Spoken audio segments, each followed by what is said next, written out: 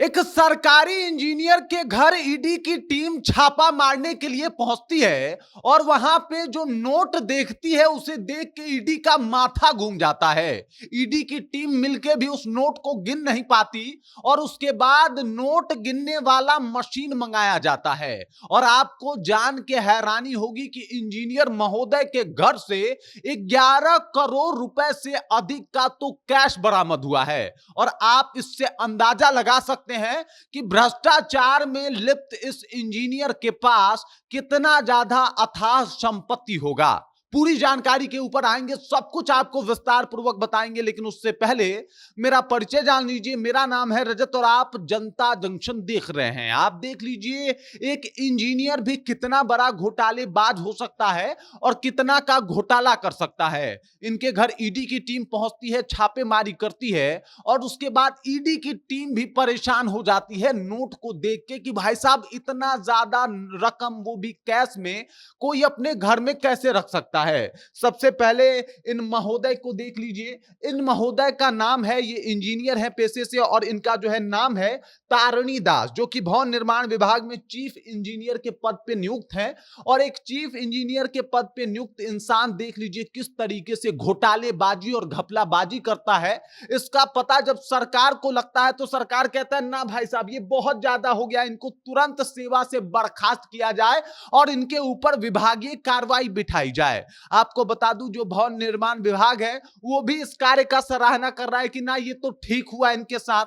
अब जरा विचार कीजिए, 11 करोड़ रुपए से ज्यादा का कैश बरामद होना, जिसकी ईडी ने सूचना दिया है और अभी अलग अलग ठिकानों पे इनकी छापेमारी करने की बात भी कही गई है कि भाई साहब पैसा को जो है वो लाया जाए। बाकी और क्या क्या बरामद हुआ है इसके ऊपर अभी ने ईडी ने स्पष्टता तो जाहिर नहीं किया है, स्पष्ट जो बातें हैं वो नहीं कही है, लेकिन अभी इतना क्लियर हो गया है कि 11 करोड़ रुपए जो है इनके घर से बरामद हो गए। ईडी वालों के हाथ थक गए भाई साहब, हाथों से गिनते गिनते कहे कि ना भाई हमसे नहीं गिना जाएगा, मशीन बुलाया जाए। बकायदा नोट गिनने वाली मशीन को लाया जाता है और तब इस भ्रष्ट अधिकारी महोदय के काले धन का पता चलता है कि इनके पास कितना काला धन है। इनका एक बार घर देख लीजिए भाई साहब, ये आलीशान होटल से कम नहीं लग रहा होगा आपको। और इन महोदय की अगर सैलरी की बात की जाए तो 1.5 लाख रुपए इनकी सैलरी है और इनके पास अभी पैसा 11 करोड़ वो भी कैश में। ये बात किसी को भी हजम नहीं हो रहा।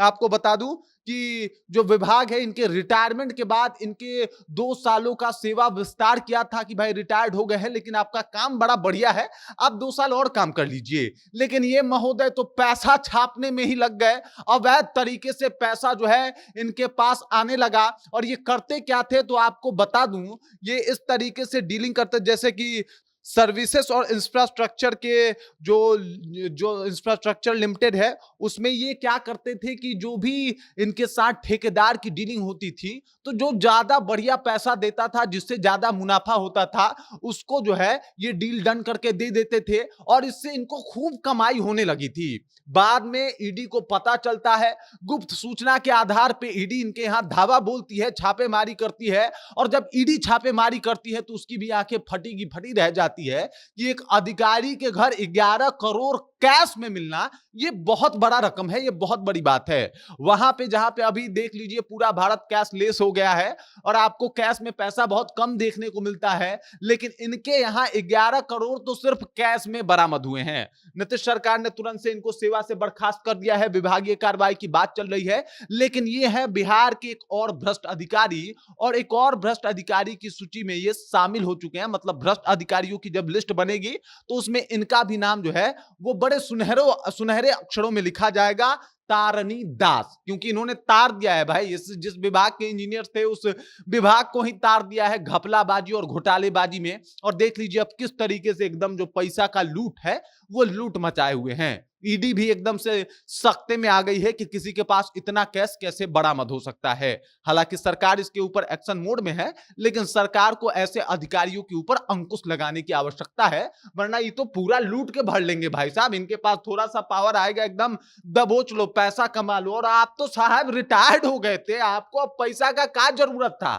मतलब मुश्किल से आपको सैलरी मिल जाता, बढ़िया अच्छा खासा सैलरी मिल रहा होगा, उसके बाद पेंशन की सुविधा आपके लिए होगी, उसके बाद भी ये मान नहीं रहते भाई। लूटने की बीमारी जो घुसी हुई है, और अमीर हो जाना है और पैसा कमा लेना और लूट लेना है, गरीबों को दबा देना है, किसी को भी जो है वो कहीं ना कहीं किसी ठेकेदार के साथ डील डन कर देना है, चाहे वो काम कितना भी बुरा और गंदा कर दे कोई फर्क नहीं पड़ता, कोई पुल बने और गिर जाए उससे भी साहब को कोई फर्क नहीं पड़ता। इनको तो बस जो है पैसा चाहिए था, और देख लीजिए अब जनाब पकड़े गए हैं, और पैसा की रिकवरी तो होगी ही, विभागीय कार्रवाई में इनको जेल भी जाना पड़ सकता है। बाकी इस खबर, इस जानकारी को लेकर आप क्या सोचते हैं, इन महोदय के बारे में आप क्या सोचते हैं, कृपया कमेंट करके अपना विचार जो हम तक पहुंचा दीजिए। बाकी आप देख रहे हैं जनता जंक्शन और मेरा नाम रजत है।